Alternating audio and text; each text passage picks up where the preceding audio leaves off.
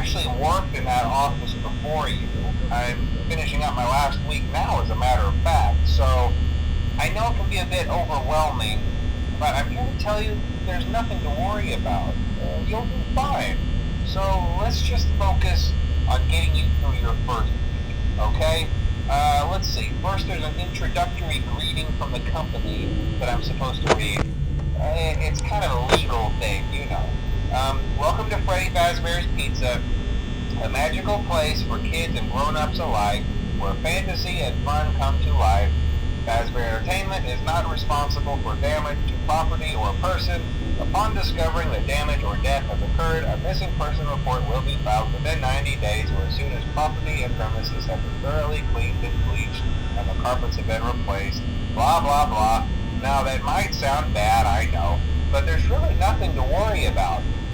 The animatronic characters here do get a bit quirky at night, but do I blame them? No. If I were forced to sing those same stupid songs for 20 years and I never got a bath, I'd probably be a bit irritable at night too. So remember, these characters hold a special place in the hearts of children and we need to show them a little respect, right? Okay. So just be aware, the characters do tend to wander a bit. They're left in some kind of free roaming mode at night. Something about their servos locking up if they get turned off for too long. They used to be allowed to walk around during the day too, but then there was the bite of 87. Yeah, it's amazing that the human body can live without the frontal lobe, you know? Now, concerning your safety, the only real risk to you as a night watchman here, if any, is the fact that these characters, if they happen to see you after hours, probably won't recognize you as a person. They'll most likely see you as a metal endoskeleton without its costume on. Now, since that's against the rules here at Freddy Fazbear's Pizza, they'll probably try to forcefully stuff you inside a Freddy Fazbear suit.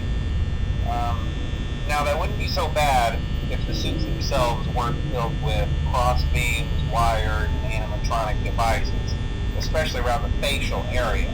So you can imagine how having your head forcefully pressed inside one of those could cause a bit of discomfort and death. The only parts of you that would likely see the light of day again would be your eyeballs and teeth that pop out the front of the mask. Yeah, they don't tell you these things when you sign up. But hey, first station of the breeze. I'll chat with you tomorrow. Check those cameras and remember to close the doors only if absolutely necessary. Gotta conserve power. Alright, good night.